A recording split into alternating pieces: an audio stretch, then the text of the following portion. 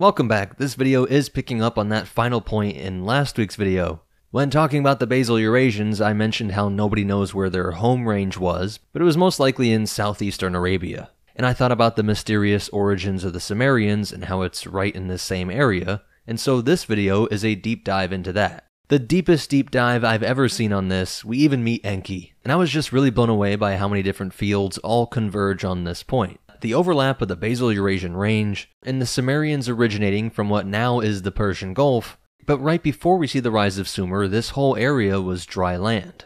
It matches up with their own myths of Dilmun, the paradise far off to their south in the middle of the sea, and there's a ton of archaeological sites found on modern Bahrain. There's the linguistic isolate point, and that famous endonym or name for themselves being the black-headed people. A name that makes a whole lot of sense when you realize the basal Eurasians have 0% Neanderthal admixture. And their area to the south would get the skin-lightening alleles thousands of years after their northern neighbors. I gotta say, this video was one of my favorite to make. It was really fascinating to pull on all these different threads and put it in a nice chronological order. I think it makes a lot of sense, but let me know what you think down in the comments, but let's get into it. So the out-of-Africa migrations happen, and one group appears to have stayed isolated from all other groups, which spread throughout the Middle East into Europe and Asia. Genetic modeling studies first inferred their existence to explain why early Near Eastern farmers carried ancestry that did not fit with known European or East Asian lineages. And what's really unique is that basal Eurasians have 0% Neanderthal admixture. They diverged from other Eurasians around 60,000 years ago, just around the time that humans left Africa. And they lived in prolonged isolation for around 50,000 years. Almost no one else goes this long without admixture. Scientists are still trying to pinpoint where this basal Eurasian population lived, but the most recent genetic evidence points toward the southern Middle East as a likely homeland. A 2021 genomic study found that modern populations in eastern Arabia, on the Persian Gulf, have the highest levels of basal Eurasian ancestry of any people today.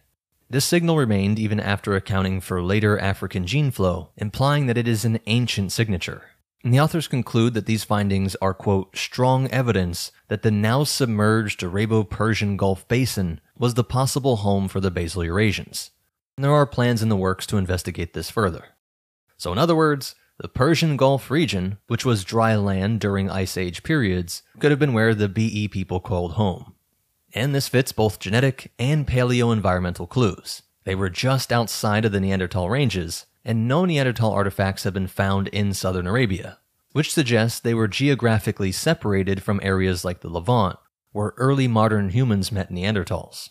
Now, of course, there are alternate views out there. Some scholars point to North Africa as being a strong candidate for the origin of the basal Eurasians, but the Gulf hypothesis has gained support with more recent data. By the late Pleistocene, around 26,000 years ago, people in the Caucasus and Zagros Mountains already carried about 30 to 50% basal Eurasian ancestry, showing that this lineage had survived somewhere in the greater Near East and had begun mixing with other groups by that time. But still, the pure basal Eurasian population itself has not been uncovered. It remains what's called a ghost, inferred from the genetic mixtures. The idea that their homeworld is now under the Persian Gulf does conjure up images of a lost civilization underwater, as geneticist Razim Khan said. He was kind of poking fun at the idea, the obsession with the search for Atlantis and other things like that. But he does note that it could be true, and most experts roll their eyes and are tired of these kind of theories, but when you get down to it, they all agree that people try and live near the water, and water levels have risen dramatically over tens of thousands of years. So maybe the real events are not as dramatic as the myths say they were, but they could be the source of this cultural memory. So let's jump forward to understand the Sumerians, and then I'll tie it back to the basal Eurasians. The Sumerians, flourishing in southern Mesopotamia, around modern southern Iraq, in the 4th and 3rd millennia BC, are often credited with creating the world's first urban civilization. They built city-states like Uruk, Ur, and Eridu, developed irrigation agriculture, established the earliest known writing system of cuneiform, and achieved remarkable advances in law, literature, and architecture. Culturally, they were in close contact with their Semitic Akkadian neighbors, and the two groups lived symbiotically, sharing many cultural traits. But paradoxically, the Sumerians stood out in one very conspicuous way: their language. Sumerian is a language isolate. It has no known relation to any other language family. The Akkadians spoke a Semitic language, related to later Babylonian, Assyrian, Hebrew, Arabic, and others, but it's completely unrelated to Sumerian. This linguistic gap between two people inhabiting the same region is known as the Sumerian problem, and scholars have long puzzled how two utterly different languages came to exist in ancient Mesopotamia. Adding to the mystery is how Sumerians describe themselves. In their own text, and in the text of their Akkadian neighbors, the Sumerians are called the black-headed people. In Sumerian, the term is Sangiga, black-headed ones, and in Akkadian, which adopted the same term, it's Tsalmat Kakadi, both literally meaning people with black heads. The persistence of this ethnic label in both languages implies a certain question, black-headed compared to who? The most obvious is just that it's a contrast in appearance between the Sumerians and other groups, like outsiders who had lighter hair or skin. By the 3rd millennium BC, populations to the north, in Anatolia, the Caucasus, and Eurasian steppes, were evolving lighter pigmentation traits, so an ancient southern population could indeed have looked darker by comparison. Light hair was still really rare at this time. It is very likely that everyone had something like black hair, but at the very least it could imply that the basal Eurasians had a type of hair texture or skin color that was somehow darker than the others, and more sort of African-looking than Middle Eastern. If you watched my video on the evolution of light skin, you know how that was linked to farming. Basically, if you have farming and lower UV, you get light skin, like in Anatolia, up into Europe, and Northern Asia. You can have farming like some Africans and Southeast Asians, but because the UV is still so intense, the sunscreen effect of darker skin is more useful than the vitamin D absorption of light skin. There's so much sun that even blocking a ton of it out, you're still able to get enough nutrients. But if you're trying to live through an Irish winter, you need to absorb as much sun rays as possible. But what's really interesting is that if you do get enough vitamin D from food, like fish and meats, you will stay darker, and there's no evolutionary pressure for lighter skin. You don't need to absorb vitamin D through your skin, you're getting it through the food. So people in low UV environments, like some Inuit, and even Europeans before the farming diets came into Europe, they have dark skin. So the lightening of phenotypes is tied to farming diets, and farming developed in the Fertile Crescent, first up toward Anatolia, and later down toward the lands of Sumer. So I don't want to hype this up too much, but I have wondered about this black-headed peoples thing for years, and I gotta say I think I lay it out pretty good. You can put it all in a timeline, matching up farming, the rise of Sumeria, and the development of light skin, and it goes something like this. When the Fertile Crescent shifted from foraging to farming around 10,000 to 8,500 BC, the people of the Levant, Zagros, and northern Mesopotamia were still dark-skinned and dark-haired, like their Natufian predecessors. They domesticated wheat, barley, lentils, goats, and sheep, and with the rise of early farming villages like Jarmo around 7,000 BC, the first great demographic transition begins. Alongside this, the first skin lightening mutation, SLC24A5, spread with the farmers. They're eating more grains, they're getting less vitamin D from food, and so more of an evolutionary pressure to absorb vitamin D through the skin. And remember, this is not quick, this happens over thousands of years. So now these Neolithic villagers were lighter than their hunter-gatherer ancestors, but at this point still pretty brown-skinned, with uniformly dark eyes and hair. Around the same time, the first efforts of auroch domestication began. Cattle appear in northern Mesopotamian and Anatolian sites by the 8th millennium BC, first as tamed or culled herds, and by 6500 BC as fully domesticated livestock. Cows became vital for every aspect of life, snowballing advances by using them to help in farming and irrigation, and so become tied to ritual and symbolism, integral to religions all throughout this area. I have a whole video on the bull cult and how this becomes dominant throughout the region, from Anatolia to Crete to Egypt and Sumeria. As farming and herding spread southward, irrigation allowed settlements in the alluvium by 6500 to 5000 BC, the Ubaid period. This is when Eridu was founded. Here in the marshes and canals, the ancestors of the Sumerians lived. They were skilled irrigators, fisher folk, and cattle herders with olive-brown complexions, but not yet carrying the stronger light skin or light eye alleles of their northern neighbors. By the Uruk period, 4000 to 3100 BC, these southern farmers transformed surplus barley, sheep, and cattle power into fuel for cities like Uruk and Ur. And with this surplus, we have the inventions of writing and monumental temples. At this stage, they still resembled their Ubaid ancestors. still matching their self-designation as the black-headed people. Further north in the Zagros, Anatolia, and northern Mesopotamia, populations had already begun absorbing the SLC45A2 and light I variations carried by the steppe and Caucasus groups. This genetic divergence meant that by 3000 to 2500 BC, the north had far more variation, lighter skin tones, and though rare, there was light hair and light eyes, while the southern Sumerians would have remained darker. And it's right at this time that we have the Akkadian conquests, around 2334 BC. The Semitic-speaking Akkadians, hailing from northern Mesopotamia, where lightening alleles were far more common, eventually subdued the Sumerian city-states. From then on, the royal inscriptions adopt a formulaic title, Lord of the Black-Headed People. Text from kings like Ur-Nammu and Shulgi, around 2100 BC, proudly use this phrase. But now the use has shifted. What began as a Sumerian endonym, or a name for themselves, had become, in the mouths of their northern rulers, a label that implicitly marked the darker southerners as a governed population. And by the Ur-3 dynasty, there was more genetic mixing, more intermarriage and mobility across this large unified land, even if the cultural identity of the black-headed people endured. And so these texts crystallize a moment of contrast, when phenotypically lighter northern rulers, with their herds of domesticated bulls and symbols of divine power, ruled the world's first cities, looking out over the conquered subjects who still carried the older, darker phenotype of the marshland founders of Sumer. And so you have the Sumerians calling themselves the black-headed people, in contrast to the neighbors to the north, and then when those northerners take over, they still use that term because there was still this obvious visual difference. But since we're saying that this area has the largest amount of basal Eurasian genetics, there is another really interesting aspect here. I'll admit it is more speculative, but I can't not bring it up, that though Neanderthals are thought to have gone extinct around at the most recent maybe 37,000 years ago, but they too had far more phenotypic variation. In other words, they had some dark skin with dark features, but also many with light skin and light features, possibly looking like modern-day Europeans or white people, and even having red hair. So imagine if this was a name for themselves that has been carried on not for thousands of years, but tens of thousands of years, and was originally a reference distinguishing them from Neanderthals.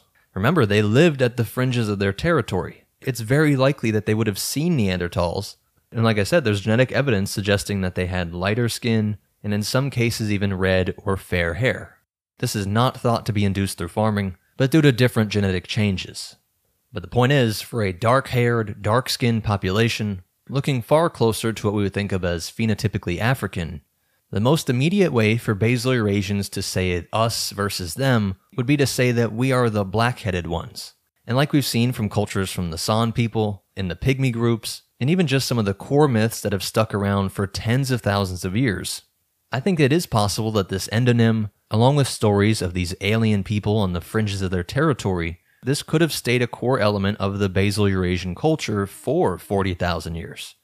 A video I have coming soon is focusing just on the religious ideas of the San people, and there's a site called the Python Cave, in which the same sort of ritual behavior we'll see all over the world, from Native American groups to Europeans. People were offering up things of value to this snake-looking rock in what's called the Python Cave around 70,000 years ago.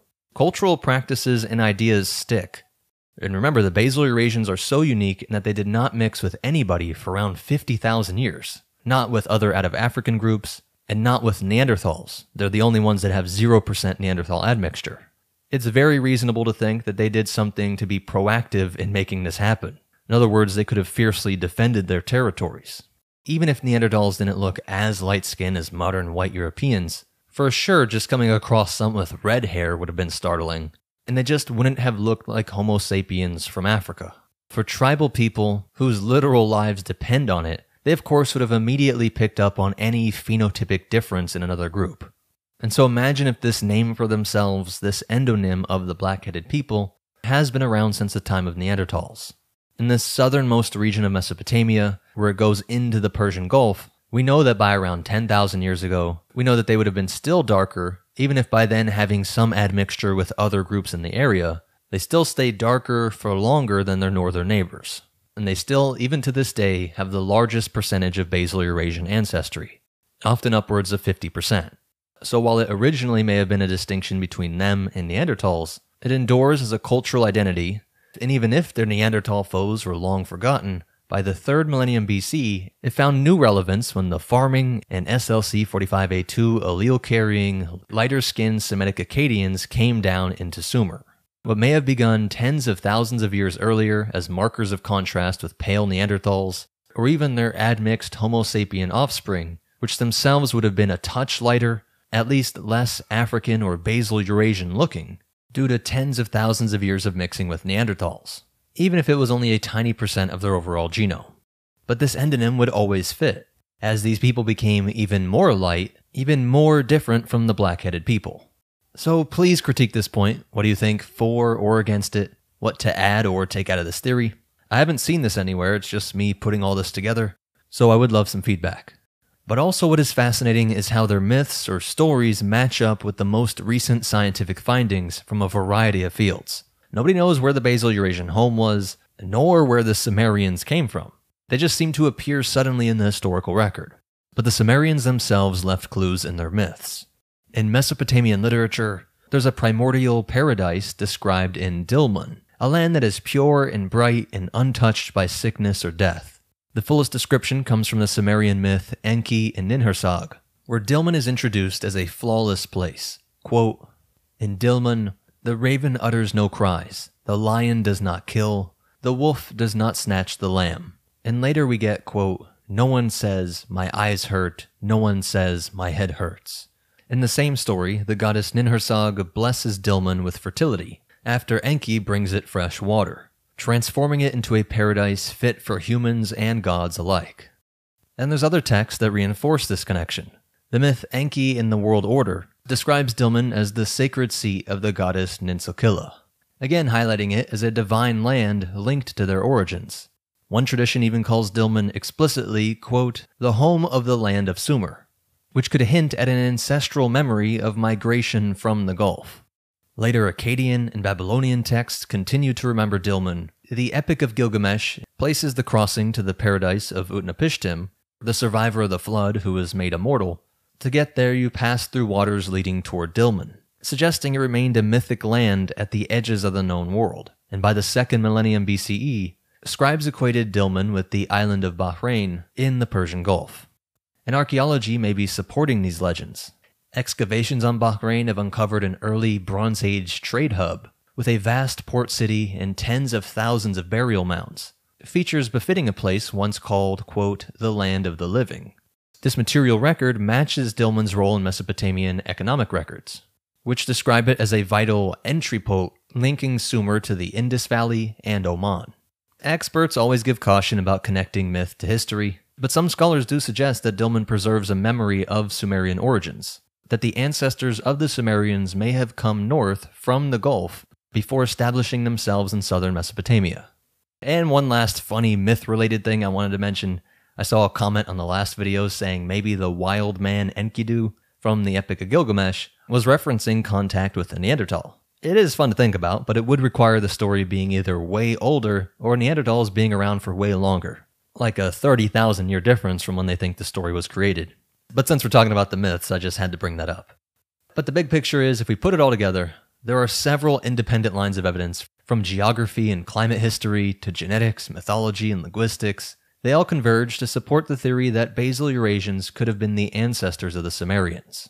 And all of these points have been gaining more and more evidence in their favor, starting with the Persian Gulf oasis. During the last ice age and into the early Holocene, lower sea levels left the floor of the Persian Gulf exposed as a vast landmass.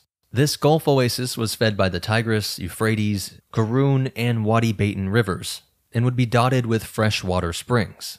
It would have been a rich refuge surrounded by harsh deserts. Archaeologist Jeffrey Rose has argued that humans occupied this Gulf oasis for over 100,000 years, until rising seas finally inundated it around 6,000 to 7,000 BC. And importantly, as those waters rose, we see a wave of new settlements suddenly appearing along the shores of the Arabian Peninsula. Right around that same time, about 5,500 BC. Villages with well-built stone houses, decorated pottery, long-distance trade goods, domesticated animals, and even one of the world's oldest boats. These sites seem to emerge out of nowhere in the archaeological record, leading Rose to suggest that, quote, these new colonists may have come from the heart of the Gulf, displaced by rising seawater levels. In other words, an advanced community living in the Gulf Oasis was forced to move to higher ground, bringing Neolithic technology with them. If so, some of those displaced people could have moved north into southern Mesopotamia, precisely where Sumerian civilization would blossom a couple of millennia later.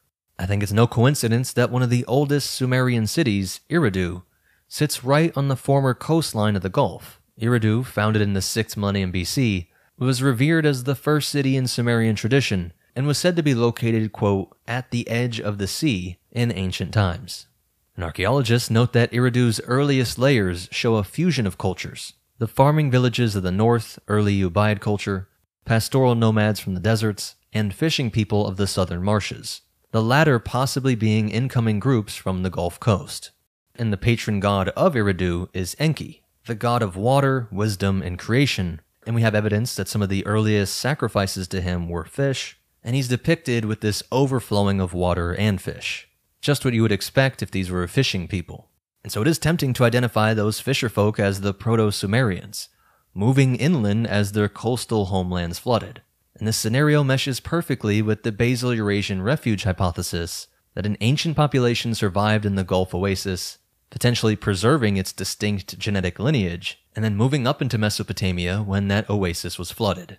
And all the genetic evidence for a Persian Gulf population refuge dovetails with everything I've mentioned. The highest Basal-Eurasian ancestry today is found in eastern Arabia, near the Gulf. They could be the descendants of populations who once inhabited this Gulf oasis. Once other Near Eastern groups started expanding, they admixed with the Basal group, and this process is detectable by around 25,000 years ago in the Near East. By the Neolithic, about 10,000 to 8,000 BC, virtually all Near Eastern peoples had significant Basal-Eurasian admixture. Ancient DNA shows that pre-pottery Neolithic farmers of the Zagros Mountains in Iran derived about 48% of their ancestry from Basal-Eurasian sources, while the Natufian hunter-gatherers of the Levant have about 50%.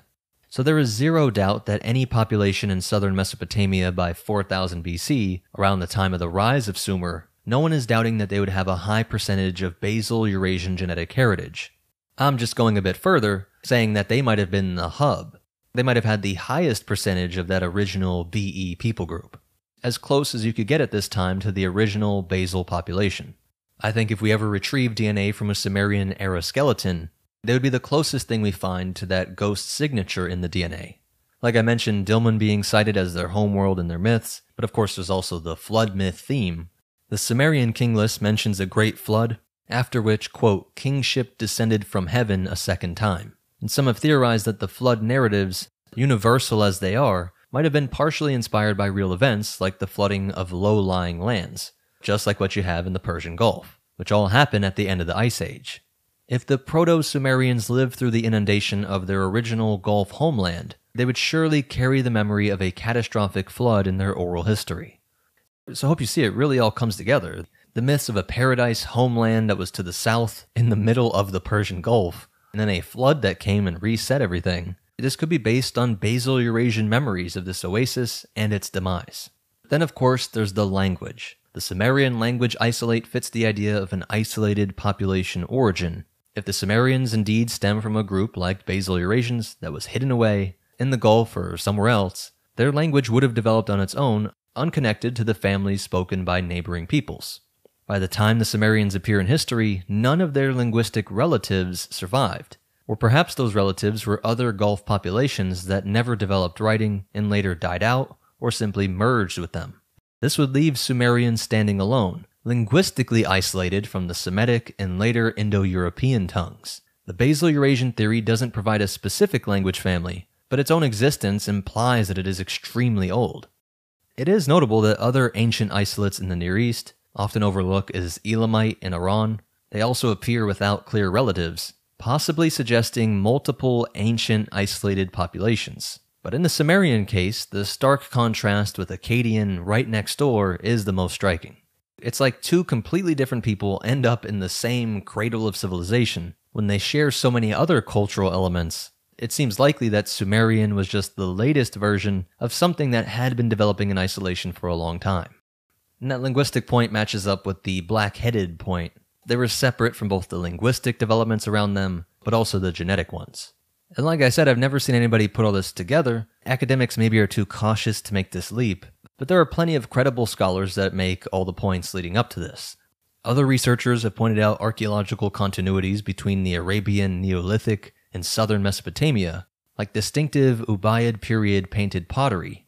About the 6th millennium BC, just before the Sumerian Uruk period, this has been found throughout the Persian Gulf region, from Iraq down to Bahrain in the Oman Peninsula. And this suggests intensive contact, perhaps Ubaid colonists moving along the coasts. It's conceivable that this represents a movement of Proto-Sumerian people, or at least their cultural influence spreading from the Gulf outward. And the lifestyle of ancient Sumerians in the marshy delta, building reed houses, fishing, boating, buffalo husbandry, and other things that are unique to them, this has often been compared to the traditional lifestyle of marsh Arabs of southern Iraq. And so it seems like there's a whole culture adapted to wetland, coastal conditions that had very ancient roots in this area. If the Sumerians' ancestors were indeed in this pre-flood Gulf oasis, being fisher-hunter people, they would have brought that adaptation with them. So everything from the genetic isolate, the fact that this area was dry, and we know that the refuge was somewhere in this area, the mythic memory of Dilmun being in the middle of this area, a flood coming and changing everything, the fact that their language is a linguistic isolate, and an archaeological record all around this area that shows a sudden explosion after the rising waters, you can see why I think there is a multifaceted case that the Basal Eurasian lineage and the mystery of the Sumerians' origins could be connected. That the Persian Gulf oasis served as the key link between prehistory and the dawn of civilization. Of course, what we really need is ancient DNA from a Sumerian skeleton. And I have hope that this could change soon. I mean, I covered in the Takakori people group that only this year the ancestral North Africans were discovered. Before, they too were just a ghost population inferred from the DNA results from other people. They could tell something unique was there, but they just hadn't been able to sequence any skeletons yet. That changed in 2025. So though this has been a mystery for a long time, we really are just a DNA result away from a huge breakthrough. Again, let me know your thoughts and critiques on this theory. Please comment it all down below. And hit that like button, I really could use your help. Subscribe so you don't miss anything, and I'll see you in the next one.